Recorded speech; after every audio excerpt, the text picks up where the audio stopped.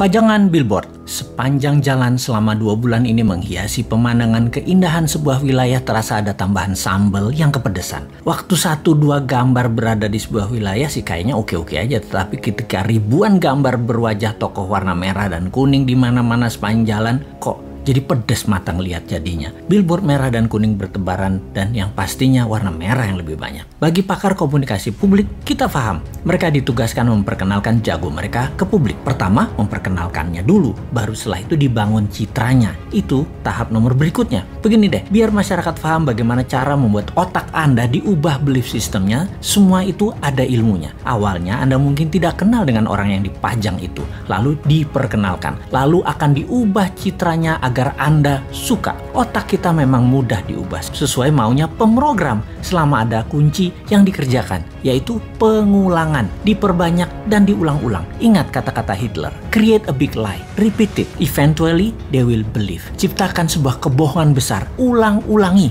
pada akhirnya mereka akan percaya. Sekali lagi, kuncinya adalah pengulangan. Jadi semua ini ada rumusnya dan hal ini bisa dipakai di produk sahabat atau di personal branding ketika Anda mau menjual diri Anda, apapun tujuannya. Salah satunya ingin jadi presiden. Rumus dasar promosi changing belief ini ada 4 step, di mana pikiran manusia yang ditarget tadinya akan diubah sesuai tujuan pemrogramnya. Yaitu 1, manusia itu unaware atau tidak kenal di awalnya. Kemudian 2, dia aware, menjadi tahu atau knowingness. Ketiga, likabilitas atau kesukaan.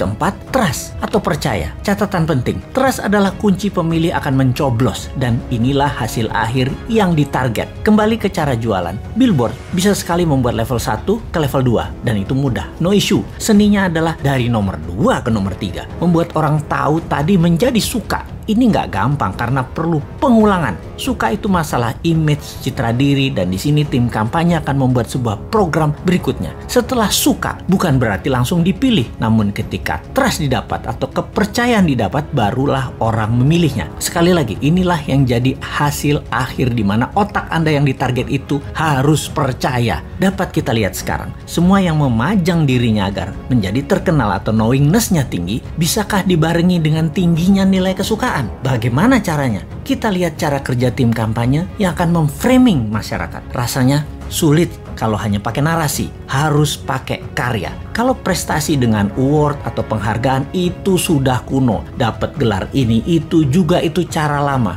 Sulit menaikkan kesukaan dengan cara-cara seperti itu. Sekarang anak generasi IG dan generasi TikTok nggak bisa dengan cara itu. Beda mereka itu. Tapi bener deh, saya menduga dulu alias beberapa tahun yang lalu bahwa di tahun 2024 nanti orang yang menang di dunia digital atau di dunia maya peluangnya besar untuk dikenal dan disukai. Namun fakta menarik, karena ekonomi tidak tumbuh seperti janji kampanye, maka dunia maya hanya bisa mencapai 80% populasi urban atau orang-orang kota dan hanya mencapai 36% di pedesaan atau daerah rural. Alias kalau di total 55% manusia Indonesia ternyata belum terjamah informasi melalui internet dan sosial media. Dalam 5 tahun ke depan, dari tahun 2019 ke tahun 2024, kalau ekonomi maju seperti target pejabat negara, maka perkotaan bisa mencapai 100% manusianya terjangkau internet dan 70% daerah rural, area pedesaan dan pelosok bisa mencapai 7%. Tapi hal ini tidak terjadi. Faktanya tidak tercapai.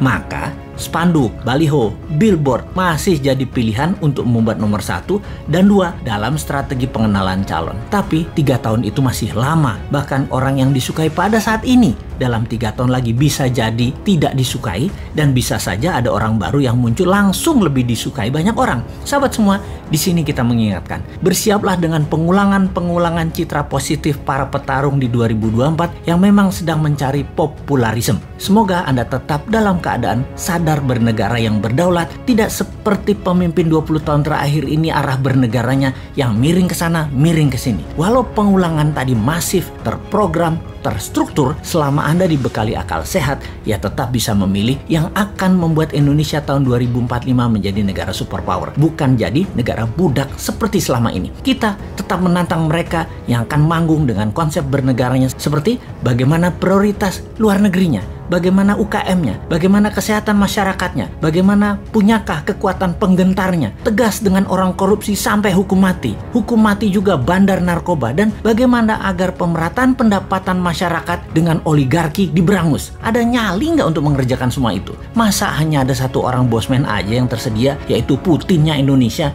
yang kayaknya sih lengkap konsepnya. Ya, gak pantas lah orang bodoh ngaku pinter itu untuk ikut menari di 2024.